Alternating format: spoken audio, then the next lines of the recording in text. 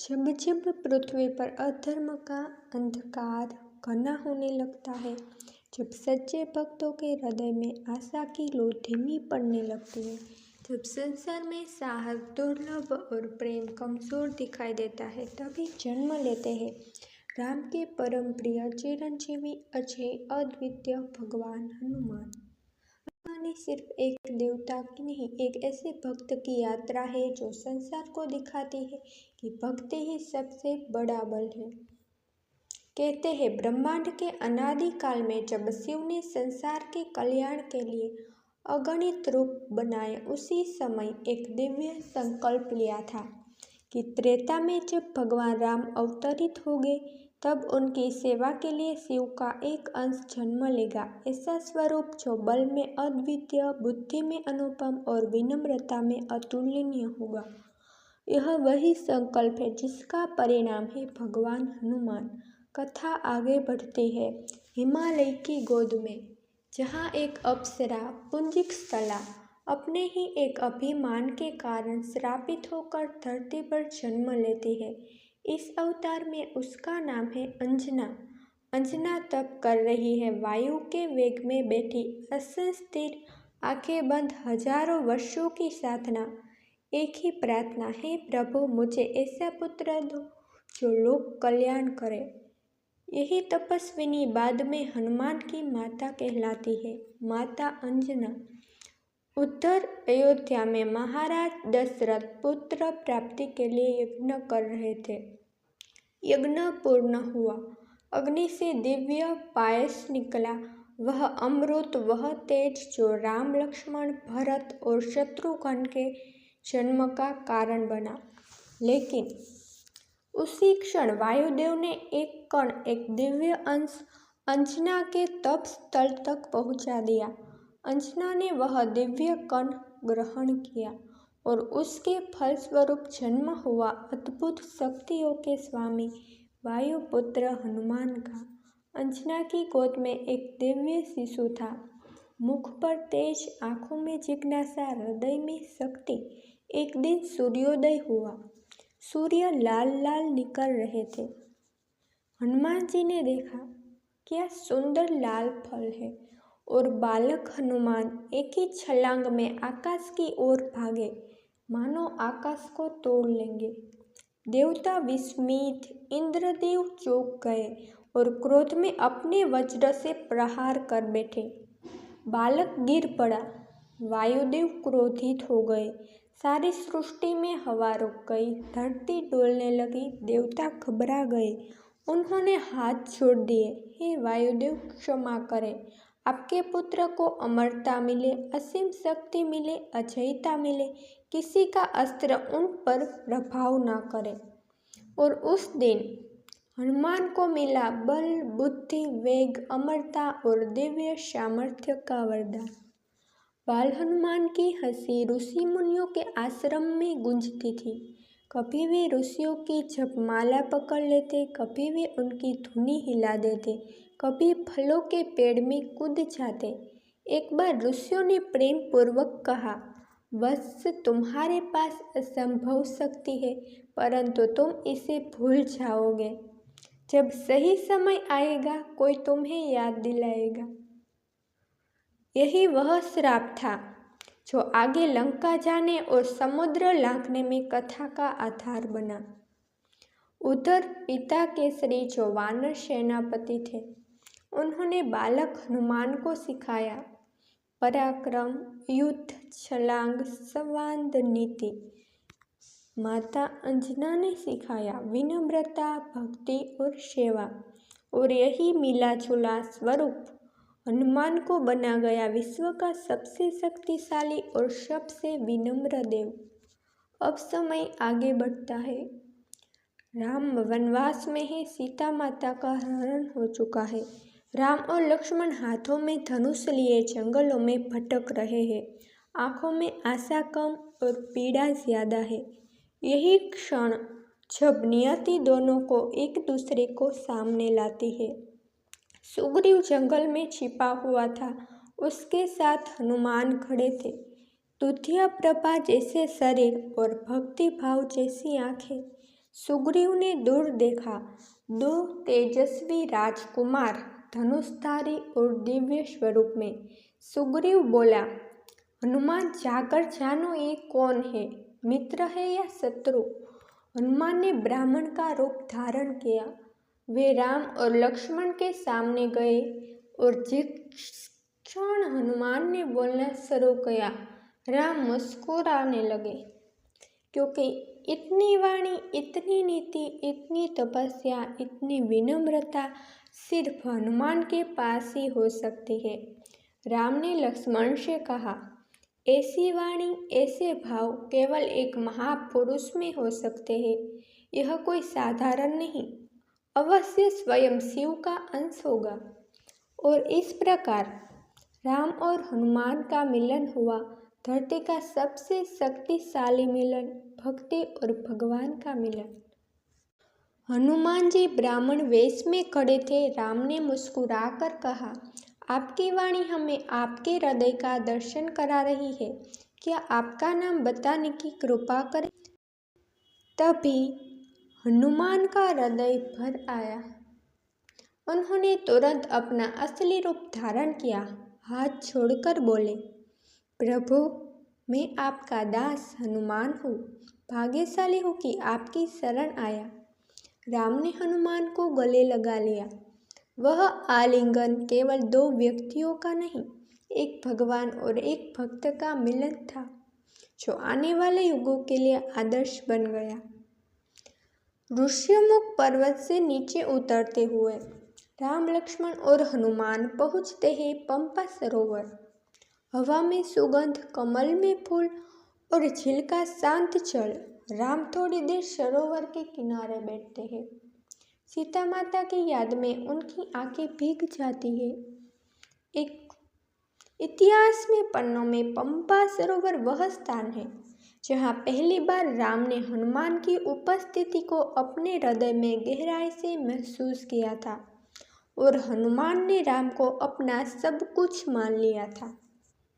हनुमान राम को सुग्रीव के पास ले जाते हैं। सुग्रीव डर रहा था क्योंकि उसे चिंता थी, कहीं ये दोनों बलि के भेजे हुए योद्धा न हो।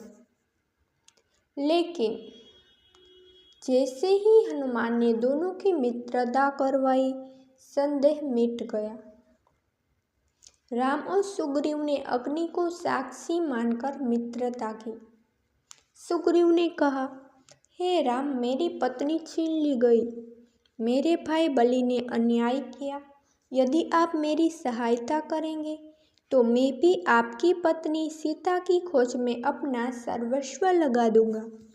इसी पल रामायण की दिशा बदल गई। प्राचीन किष्किंधा नगरी में 2 भाई रहते थे, बाली और सुग्रीव। बाली अपार शक्ति वाला था, इतना बलवान कि कहते हैं वह किसी भी राक्षस को अकेले परास्त कर सकता था। एक दिन बलि दुधुम्बी नामक राक्षस से युद्ध करने गुफा में गया और वर्षों तक बाहर न आया। सुग्रीव ने समझा बाली अब नहीं रहा, तो उसने राज संभाला। लेकिन जब बाली लौटा, उसने सुग्रीव को गद्दार समझ लिया। क्रोधित होकर सुग्रीव से पत्नी भी छीन ली, राज भी छीन लिया और उसे जंगलों में भटका दिया। जब राम ने ये सुना, उनकी करुणा जाग उठी। वे सुग्रीव के कंधे पर हाथ रखकर बोले, तुम्हारा संघर्ष समाप्त होगा मित्र, मैं तुम्हें न्याय दिलाऊंगा। यह वह क्षण था जहाँ राम ने पहली बार सुग्रीव के लिए धर्म युद्ध का निर्णय लिया। सुग्रीव ने राम को बाली की शक्ति बताई। राम ने कहा, सत्य के लिए मुझे किसी का भय नहीं। सुग्रीव बाली को युद्ध के लिए बुलाता है। बाली निकल पड़ता है। उसका शरीर प्रज्वलित अग्नि जैसा तेज और गर्जना पर्वत को हिला दे ऐसी। दोनों भाइयों का रण शुरू होता है। इतना भयंकर युद्ध कि धरती कांपने लगी, किंतु राम छिपे हुए थे क्योंकि बाली को वरदान था, कि वह सामने वाले का आधा बल खींच लेता है। राम ने अवसर देखकर धनुष उठाया और एक ही बाण से बाली का अंत कर दिया। मरते समय बाली ने कहा, राम, आपने धर्म के लिए कार्य किया। मैं सुग्रीव को दोष नहीं देता। मेरा पुत्र अंगद आपका सेवक रहेगा। बाली का ये शब्द इतिहास का सबसे भावनात्मक क्षण बनता है। पंपा सरोवर के पास सबके सामने सुग्रीव का राज्याभिषेक हुआ। डमरू, नगाड़े, शंख, सारा वातावरण गूंज उठा। राजा बनते ही सुग्रीव राम के चरणों में गिर पड़ा। अब मैं सीता माता की खोज के लिए वन जाऊंगा। राम बोले, हनुमान, मेरा विश्वास है तुम्हारी सेना का नेतृत्व वही करेंगे। और इस प्रकार हनुमान पहली बार सीता खोज अभियान के प्रमुख बने। हनुमान सुग्रीव की सेना के साथ वन, पर्वत, नदियों और जंगलों में घूमते। हनुमान के हृदय में राम का नाम है, मन में भक्ति की धारा और आंखों में सीता माता की याद। हर वृक्ष, हर पत्थर, सभी जैसे सवाल पूछ रहे हो, क्या तुम सचमुच उन्हें ढूंढ पाओगे? हनुमान चुपचाप आगे बढ़ते हैं। इतिहासकारों का मानना है कि हनुमान का यह अभियान केवल भौगोलिक खोज नहीं, बल्कि सत्य और भक्ति की यात्रा थी। हर कदम पर उनका मन राम और धर्म के लिए जागरूक था। पर्वत पर हनुमान ठहरे, जो जांबवन वानर राज उनके सामने आए। जांबवन बोले, हे हनुमान, तुम्हारे पास शक्ति है, लेकिन तुम्हें अपना वास्तविक रूप याद नहीं है। यदि तुम समुद्र पार करना चाहो तो केवल अपनी संकल्प शक्ति से यह संभव है। तुम शत्रु राक्षसों को डरा सकते हो, लेकिन प्रेम और भक्ति की शक्ति ही तुम्हें सच्चा विजेता बनाएगी। हनुमान के हृदय में भक्ति और आत्मविश्वास फिर से जाग उठा। वे समझ गए, अब समय आ चुका है अपनी पूरी शक्ति दिखाने का। हनुमान समुद्र के किनारे खड़े हैं। समुद्र विशाल, क्रोधित, लहरें गूंज रही है। हनुमान ने अपनी भुजाएं फैलाई और एक छलांग में हवा में उड़ते हुए समुद्र को पार कर लिया। ऐसा कहा जाता है कि हनुमान ने एक छलांग में समुद्र को पार किया। उनकी शक्ति, भक्ति और प्रेम का यह प्रतीक था। समुद्र ने मानो उनका स्वागत किया। लहरों ने उन्हें उंगलियों पर रखकर लंका तक पहुंचा दिया। लंका की दीवारें ऊंची, राक्षस चौकियां सघन। हनुमान ने भेष बदल लिया। सिंह की आकृति, पक्षी का रूप या सामान्य वानर रूप, हर जगह अनुकूल। वे सुरसा, समुद्र की देवी का सामना करते हैं। सुरसा उन्हें निगलना चाहती है। हनुमान अपने ज्ञान और शक्ति से उसे चकित कर देते हैं और अनुमति पाकर आगे बढ़ते हैं। फिर वे सिंहिका और लंकिनी को परास्त करते हैं। लंका में हर कदम पर हनुमान की लीलाएं दर्ज है। अशोक वाटिका में उनका प्रवेश होता है, जहाँ सीता माता उदास बैठी है। हनुमान को देखकर उनका हृदय हिल उठता है। हनुमान अपने चरण छोड़ते हैं। माता सीता, मैं राम का दूत हूँ। आपके पति का संदेश आया है। धैर्य रखें, आपकी रक्षा और उद्धार जल्द होगा। सीता माता हनुमान को अंगूठी देती है, एक चिन्ह जो राम के लिए संदेश के रूप में जाएगा। यह मिलन केवल भौतिक नहीं था, यह भक्ति और प्रेम का प्रतीक था। हनुमान के लिए सीता माता की सुरक्षा सर्वोपरि थी और उनके हृदय में राम के प्रति प्रेम की अनंत धारा बह रही थी। हनुमान को बंदी बना लिया गया। रावण के दरबार में खड़े होकर वे निर्भयता और विनम्रता से बात करते हैं। रावण क्रोधित हो गया। उसने हनुमान जी की पूंछ में आग लगा दी। लेकिन हनुमान ने अपने वीर्य और भक्ति से पूंछ बढ़ाई और लंका को जलाने लगे।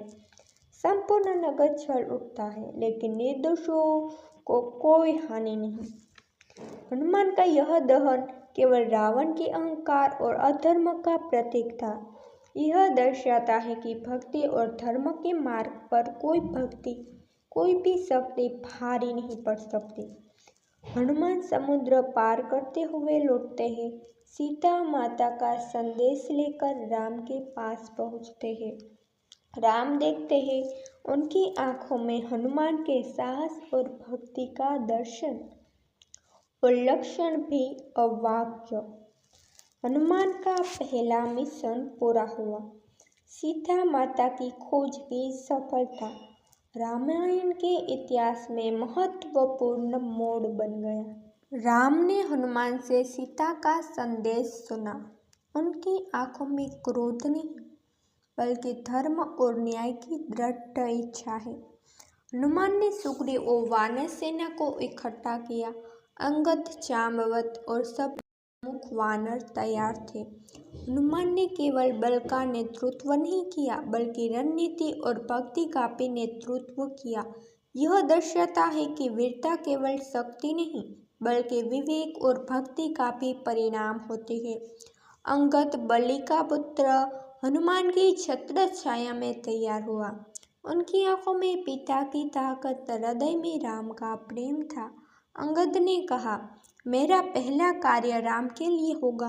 राक्षसों का डर मुझे नहीं रोक सकता। हनुमान ने गर्व से कहा, तुम ही वो प्रतीक हो जो दिखाएगा कि वीरता केवल शारीरिक बल नहीं, बल्कि विश्वास और भक्ति से भी उत्पन्न हो सकती है। लक्ष्मण युद्ध में घायल हुए, सारी सेना भयभीत हो गई। हनुमान के सामने केवल एक ही उपाय था, संजीवनी पर्वत लाना। हनुमान पर्वत की ओर बढ़े। संजीवनी पर्वत हिमालय का हिस्सा, जिसमें अनेकों जड़ी बूटियां थी। उनका उद्देश्य केवल लक्ष्मण को जीवित करना नहीं, बल्कि यह दिखाना था कि भक्ति और साहस किसी सीमा में बंधते नहीं। हनुमान पर्वत तक पहुंचे, लेकिन उन्हें संजीवनी जड़ी बूटियों की पहचान नहीं थी। तभी उन्होंने अपने असीम शक्ति और संकल्प का उपयोग किया। पूरा पर्वत उठाया और राम के शिविर तक पहुंचाया। लक्ष्मण को जड़ी बूटियां देकर जीवन दान मिला। यह घटना केवल शारीरिक साहस नहीं थी, बल्कि भक्ति और विश्वास की विजय थी। हनुमान ने दिखाया कि परम संकट में भी धैर्य और बुद्धि का उपयोग सर्वोपरि है। लंका में रावण ने अपनी सेना को तैयार किया। सूर्यास्त के साथ ही युद्ध शुरू हुआ। हनुमान, अंगद और वानर सेना ने राक्षसों का सामना किया। धनुष की तान, गदा का प्रहार और अग्नि शक्ति का मिलन। यह युद्ध केवल भौतिक नहीं था, यह सत्य और अधर्म की लड़ाई थी। हर प्रहार, हर रणनीति और राम और हनुमान की भक्ति झलकती थी। हनुमान ने युद्ध में मेघनाद को पराजित किया, विभीषण को समझाया, राक्षसों के शिविरों में प्रवेश कर रणनीति बनाई। उनकी शक्ति अद्भुत थी, लेकिन उनकी विनम्रता और भक्ति ने सभी वानरों और सैनिकों का मन जीत लिया। हनुमान की यह यात्रा सिर्फ शक्ति की नहीं, बल्कि सच्ची भक्ति, साहस और रणनीति की थी। हर कदम पर उन्होंने दिखाया कि जब मनुष्य का हृदय शुद्ध हो और लक्ष्य धर्म परायण हो, तो कोई बाधा उसे रोक नहीं सकती। रणभूमि में धूल और ध्वनि का अंधकार छाया हुआ। वानर और राक्षस दोनों ओर प्रचंड शक्ति, लेकिन हनुमान का हृदय शांति और भक्ति में स्थिर। यह युद्ध केवल शक्ति का नहीं, बल्कि साहस, भक्ति और धर्म की परीक्षा था। हनुमान ने हर राक्षस का सामना किया, लेकिन कभी भी निर्दोष को हानि नहीं पहुंचाई। मेघनाद, रावण का पुत्र, शस्त्रों में निपुण और वीर था। हनुमान ने उसे चुनौती दी, एक संघर्ष जिसमें वीरता और बुद्धि दोनों की परीक्षा हुई। अंततः हनुमान ने अपने भक्ति और रणनीति के बल पर मेघनाद को परास्त किया। यह घटना वानर सेना के लिए प्रेरणा बन गई। रावण अपने महल में क्रोध और अहंकार से उबल रहा था। हनुमान ने विभीषण को समझाया, प्रभु राम के मार्ग को मत रोको, धर्म की विजय होगी। राक्षसों के भीतर भय और आतंक फैल गया। रणभूमि में वानर और राक्षस एक दूसरे के सामने खड़े थे। राम ने धनुष उठाया, एक एक बाण और प्रहार। रावण की शक्ति धीरे धीरे समाप्त हुई। हनुमान ने रणभूमि में वीरता से मदद की, रणनीति सुझाई और वानर सेना को प्रोत्साहित किया। रावण का अंत हुआ, अधर्म और अहंकार का नाश हुआ। यह केवल रावण का अंत नहीं था, बल्कि सत्य और भक्ति की विजय थी। हनुमान ने दिखाया कि सच्चा वीर वही है जो धर्म के लिए लड़े। रण समाप्त होते ही हनुमान तुरंत अशोका वाटिका पहुँचे। सीता माता सुरक्षित थी, उनकी आंखों में आंसू और मुस्कान। हनुमान ने उन्हें राम के पास भेजा। सीता माता ने हनुमान को प्रणाम किया, आप मेरे उद्धार के वीर हो। राम के प्रति आपकी भक्ति अद्वितीय है। यह मिलन केवल भौतिक नहीं था, यह दर्शाता है कि भक्ति और साहस से हर संकट पार किया जा सकता है। हनुमान जी की सेवा और समर्पण अटल और शाश्वत था। राम ने सीता माता को अपने पास देखा। लक्ष्मण ने भी युद्ध की थकान को भुलाया। हनुमान अपने चरण छोड़कर राम के सामने खड़े।